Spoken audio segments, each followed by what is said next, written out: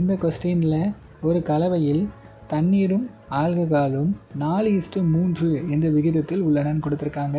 So 4/3ன்னு போடுறேன். ஏன் by போடுறேன்? விகிதம்ங்கிறதுனால. அதில் தண்ணீர் வந்து 5 லிட்டர் சேர்க்குறோம். அப்போ தண்ணீரோட விகிதம் 3, அது பக்கத்தில் +5ன்னு போட்டுக்கிட்டேன். அப்போ அந்த விகிதம் என்னவா மாறிடுச்சு? 4:5 மாறிடுச்சு. அப்போது 5 லிட்டர் சேர்க்கும்போது 4/5 மாறிடுச்சு. இப்படி எழுதிக்கிட்டாச்சா? எனில் ஆல்கஹாலின் அளவு என்னன்னு கேட்டிருக்காங்க. ஸோ இது பக்கத்தில் நம்ம எக்ஸ்ன்னு சேர்த்துப்போம். சேர்த்துட்டு இப்போ இதையும் கட்டாயிருமா? இந்த நாளும் கட்டாயிரும். இப்போ இதை குறுக்கு பெருக்கல் பெருக்குனா 5 இந்த சைடு போகும். அப்போ 5x = 3x + 5ன்னு வரும். ஓகேவா? இப்போ இந்த 3x அந்த சைடு கொண்டு போகிறேன். 5x - 3x = 5ன்னு வரும். இது ரெண்டையும் கழிச்சா 2x = 5. அதாவது 2xோட வேல்யூ 5. நமக்கு என்ன கேட்டிருக்காங்க? ஆல்கஹால் தான். ஆல்கஹால் வந்து 4x. ஓகேவா?